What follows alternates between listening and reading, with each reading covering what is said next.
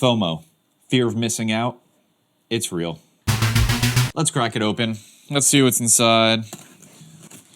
I'm really excited for this, actually. All right, so taking a look. Man, okay. Boring stuff out of here. Power cables, power adapters. Man, packaged well. There it is. Ice River KSO Pro kaspa miner. I got one, and I paid for it with my own money. I did not. This is not sponsored. I really FOMO'd and bought this with my own money. I promise. So everything that you're going to see is an unbiased review. Let's take a look.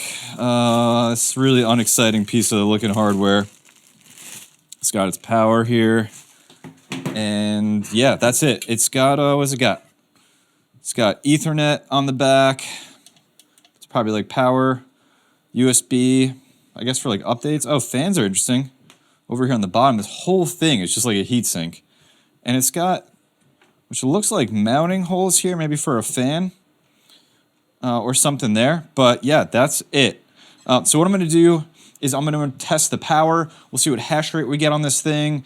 And I've never used one of these before. It's my first kaspa miner, so we're going to go through it together. Let's do it. Before we go any further, the way these work is they come out of the box with a pool and an address already filled in, and they just start mining. And I guess the hopes is that you just don't pay attention, and it will just mine to the company's address for a while. In this case, Ice River's address. And so I got curious, and I decided to take a look at how much kaspa that address has generated so far. So you can see here in the miner, the default address right here, and the pool it's mining to is hum pool. So you can just do this. You can just go over and find hum pool. Here it is. And you can enter in the address and see all of the stats. And what you see right now is the total kaspa that is paid out right there. And so I'm going to go over to CoinGecko and see how much that is in USD. Let's paste in that amount, hit enter, and you can see that is $798,000.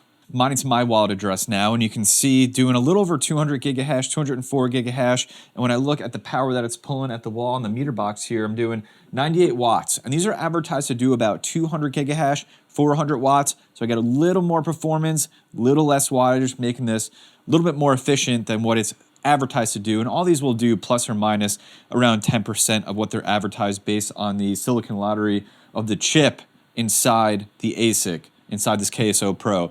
Let's head back over to the website here and just take a look at where I'm mining. So I'm over on Hero Miners, and I've mined here for a while in the past with my FPGAs, my GPU, so I'm going to keep that rolling.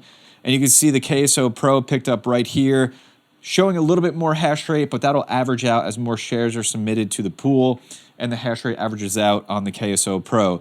And what I'm looking at here is my estimated earnings, and you can see right now per day, it's going to tell me I'm doing about $5, just refresh, $5.46 USD per day. Per week, $38.25, and I'm looking at that monthly, $163.94. So let's head over to what to mine, because I'm curious on what my break even on this machine is going to be. So I have that information entered over on what to mine here. I'm going to hit calculate, and I paid $480 for this machine, and the power supply and shipping, all included, is what I paid through a private seller.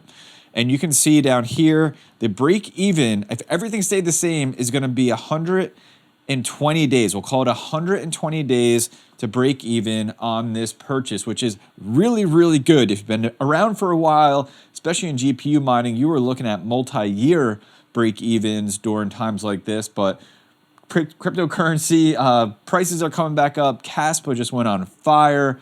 And if you could get one of these in the November batch, which I did, then you can do okay. But here's what's going to happen.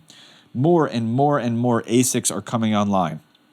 And so there's going to be a lot more people competing hash rate wise for a piece of the pie. And so your earnings are going to go down and down and down unless the price appreciates dramatically. And kaspa, price wise, has appreciated a lot. And I think from everything I've seen, outpaced a lot of other cryptocurrencies out there. So I don't know how much more room it has left to go. So what I imagine will happen is, though I'm making around $5 a day right now on this machine, as time rolls on and more machines come online, that is going to go down and down and down. And then you're really going to be looking at your electric rate, and ultimately at some point I imagine this won't be profitable anymore. But I'm glad to have it now so I can get it going and start chipping away at that break even, which brings me to like strategy for this, because it's 480 bucks and I'd like to pay that back. And so there's a few different ways that I think you can do this. One, I could cash out to USD, my native fiat currency, regularly and just lock in that $5. It won't change. It'll be $5 and I can do that until I get to 480 and then I'm done. I broke even on my investment. Alternatively, I could just keep mining kaspa and I can hold that kaspa and see what happens. And the price of kaspa could go down and my break even will be longer to realize, or the price of kaspa can go up and my break even window will become shorter. So that's an option. And I can, of course, do a mix of 1 and 2, but I'm really thinking about this option 3. And shout out Red Panda Mining because he got me thinking about this. I could mine kaspa and convert it on a pool, whether it's unmineable or something else, to another cryptocurrency. And what you're looking for here is, because kaspa has just like skyrocketed in price, how much more room does it have to go, since its market cap is so large now? It's really climbed the charts. Yeah, it can go up with the market as the market goes up, but is there another cryptocurrency that hasn't had that crazy price appreciation yet that could? And could I mine kaspa and let the pool auto convert it to that cryptocurrency, which could appreciate even more in value and just shorten my break even dramatically? Huge risk with that. That's a real spec play. That cryptocurrency could also plummet in price or never appreciate, and is a big waste of my time. And again, I can do a mix of 1, 2, and 3. Maybe for a week I mine and sell, or next week I mine to kaspa, or the next week I mine to some other cryptocurrency and hold it. And that is what I will have to decide. But for now, I got to mine some kaspa on this thing because I have a lot left on the pool there, and I got to hit my minimum payout threshold so I can get that. I forgot about it. To my surprise, there's like $80 of kaspa sitting on this pool I forgot about, so yay me. But anyway, this thing's going to mine kaspa for now. It's also extremely hot. It is unbearable to put your hand on that thing. Like, you probably would get burnt. So know that. These things run really, really hot, super quiet, low power, profitable. I don't have promo codes because I bought this myself.